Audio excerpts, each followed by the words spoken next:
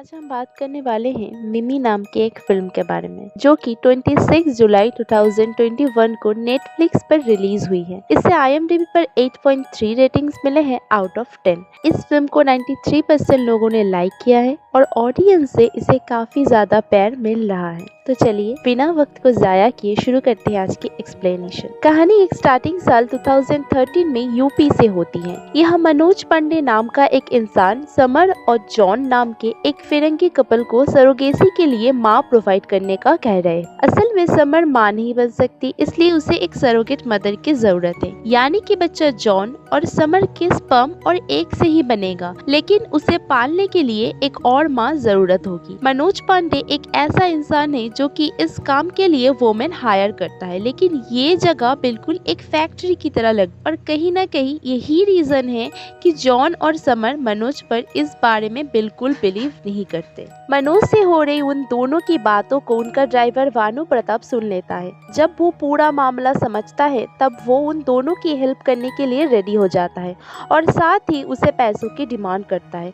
वो दोनों इस काम करने के लिए 5 लाख रुपीस ऑफर करते हैं और पैसों की बात सुनकर भानु ये काम करने के लिए रेडी हो जाता है। भानु उन दोनों को राजस्थान में घुमाने के लिए लेके आता है और इसी ट्रिप के दौरान उनकी मुलाकात मिमी नाम की एक लड़की से होती है। मिमी एक होटल में डांसर है, लेकिन उसका ड्रीम है उसको बॉलीवुड में जाके एक्ट्रेस बनना है और इसीलिए वो पैसे इकट्ठा करने की कोशिश कर रही है ताकि वो एक अच्छा सा पोर्टफोलियो बनाकर एक बड़ी सी एक्ट्रेस बन सके। जॉन और समर जैसे ही मिमी को देखते हैं उन्हें वो पहली नजर में पसंद आ जाती है। वो भानु से मिमी से बात करने के लिए कहते हैं और भानु से कहते हैं कि मिमी इस काम को करने के लिए राजी हो जाए तो उसे 20 लाख रुपीस देंगे। भानु मिमी और शमा के पास जाता है और उन दोनों से बात करने की कोशिश करता है। वो उनसे कहता है कि वो उनका बहुत बड़ा फैन है। जब भानु मिमी और शमा को लिफ्ट देता है तो वो मिमी से इस बारे में बात करता है, लेकिन उसकी बात सुनकर मिमी इतना गुस्से में आ जाती है कि वो पहली मुलाकात में उसे थप्पड़ मार देती है। क्योंकि मामला पैसों का है तो इसीलिए भानु भी हार नहीं मानता और वो मिमी का पीछा करता रहता है। जब भानु मिमी को सरोगेसी का प्रोसेस समझाता है तो मिमी को ये काम काफी ज्यादा आसान लगता है और जब उसे ये पता चलता है कि इस काम के लिए उसे 20 लाख रुपीस मिलेंगे तो कहीं ना कहीं इस बारे में वो हाँ करने का सोचती है। इस बात के बारे में वो अपने दोस्त शमा से भी बात करती है और वो दोनों भी भानु के साथ समर और जॉन से मिलने जाते हैं। पूरी प्रोसेस समझने के बाद मिमी को डॉक्टर के पास ले जाया जाता है ताकि उसे पूरी प्रोसेस समझाई जा सके। दोनों पार्टीज के बीच में एग्रीमेंट साइन की जाती है और ये डिसाइड होता है कि प्रेग्नेंट होने के बाद मिमी अपने दोस्त समा के घर रहेगी। समा एक तलाकशुदा लड़की थी जो कि अपने घर अकेली रहती थी। समा की माँ बचपन में ही मर चुकी थी और उसके फादर एक मौलवी थे,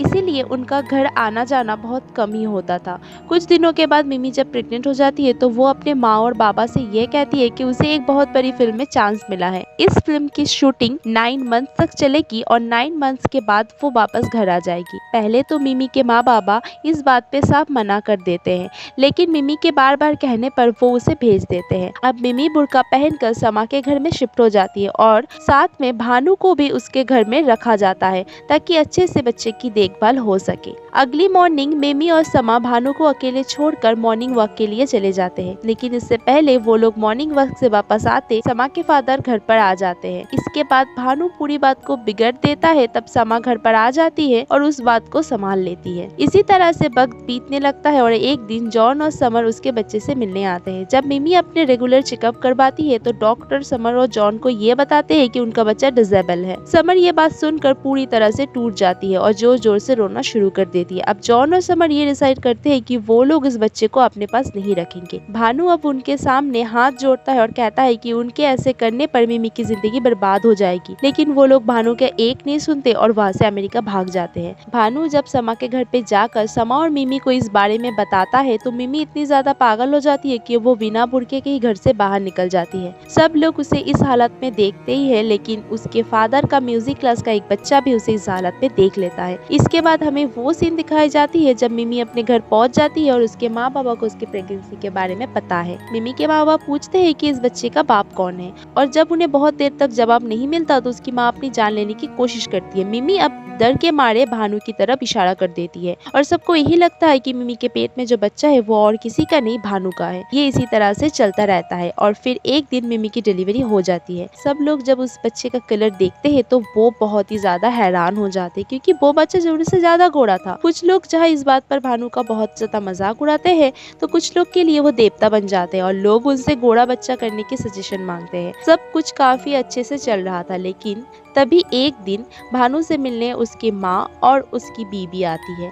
वो लोग जब गांव के लोगों को भानु की तस्वीर दिखाते हैं तो सब लोग उसे मिमी का पति कहकर बुलाते हैं और ये बात सुनकर भानु की बीवी और उसकी माँ की पैरों के नीचे जमीन खिसक जाती है। भानु की बीबी रेखा जब मिमी के घर पहुंचती है तो उसे ये पता चलता है कि मिमी और भानु का राज नाम का एक बेटा भी है। ये सब देखकर तो रेखा पहले जोर जोर से रोने लगती है और फिर भानु को मारने के लिए उसके पीछे भागती है। ये वो वक्त था जब मिमी को इस बात का रियलाइज होता है कि उसको अब सब कुछ सच सच बता देना चाहिए। मिमी और भानु अपने फैमिली को सच्चाई बताते हैं और सब के सब राज को खुशी खुशी एक्सेप्ट कर लेते हैं। और फिर हमें 4 ईयर बाद का सीन दिखाया जाता है। राज नाम का वो बच्चा अब काफी बड़ा हो जाता है। राज के बड़े होने के साथ साथ ऐसी बहुत चीजें हैं जो बदल गई है, जैसे कि मिमी ने अभी एक्ट्रेस बनने का ख्याल छोड़ दिया है और वो अपना पूरा वक्त राज के देखभाल में गुजरती है। फिर एक दिन जब मिमी राज को स्कूल से घर वापस लेकर आती है तो वो देखती है कि उसके घर पर समर और जॉन बैठे हुए हैं। वो लोग मिमी को बताते हैं कि एक दिन वो राज और मिमी का एक वीडियो देखते हैं और वो देखते ही समझ गए थे कि राज उन दोनों का ही बेटा है। मिमी की प्रेगनेंसी के वक्त डॉक्टर ने कहा था कि बच्चा डिसेबल हो सकता है, लेकिन राज में तो कोई प्रॉब्लम ही नहीं है और वो पूरी तरह से फिट है। उन दोनों को देखकर मिमी को इतना ज्यादा गुस्सा आता है कि वो उनको इंसल्ट करके घर से बाहर निकाल देते, लेकिन वो दोनों दोबारा मिमी के घर पे आकर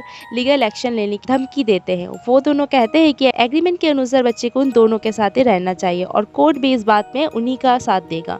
मिमी और भानु जब लॉयर से इस बारे में बात करते हैं तो लॉयर भी उन्हें यही कहता है कि एग्रीमेंट के अनुसार समर और जॉन के पास ही बच्चा होना चाहिए और इस केस में उन दोनों की जीतने की चांसेस बहुत ज्यादा कम है। मिमी अब इस बात को समझ जाती है कि इस केस में उन लोगों की जीतने की चांसेस बहुत कम है और कोर्ट कचहरी के चक्कर में राज का बचपन पूरी तरह से खत्म हो जाएगा। मिमी अब सबके सामने ये कहती है कि वो राज को जॉन और समर के पास छोड़ देगी और उसके लिए शायद यही सबसे अच्छी बात होगी, क्योंकि वही ऐसे लोग हैं जो राज को एक अच्छी जिंदगी दे सकते हैं। सबके ना कहने पर भी मिमी राज का सारा सामान पैक करती है और वो सब लोग होटल की तरफ निकल जाते हैं। जब मिमी समर से बात करती है तो समर उसे कहती है कि राज को उससे ज्यादा प्यार कोई नहीं कर सकता और साथ ही वो उसे बताती है कि उसने और जॉन ने कल ही एक छोटी सी बच्ची को अडॉप्ट कर लिया है।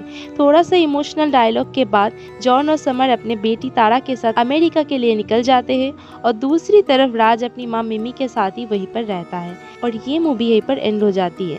इस मूवी से हमें एक स्ट्रॉन्ग मैसेज मिलता है कि अगर किसी कपल को बच्चा नहीं हो रहा है तो दूसरी तरफ ऐसे भी बच्चे हैं जिसके माँ बाप नहीं होते, तो सारी उम्र रोते रहने की बजाय लोग ऐसे बच्चे की हेल्प कर सकते हैं जिन्हें घर की ज़रूरत है।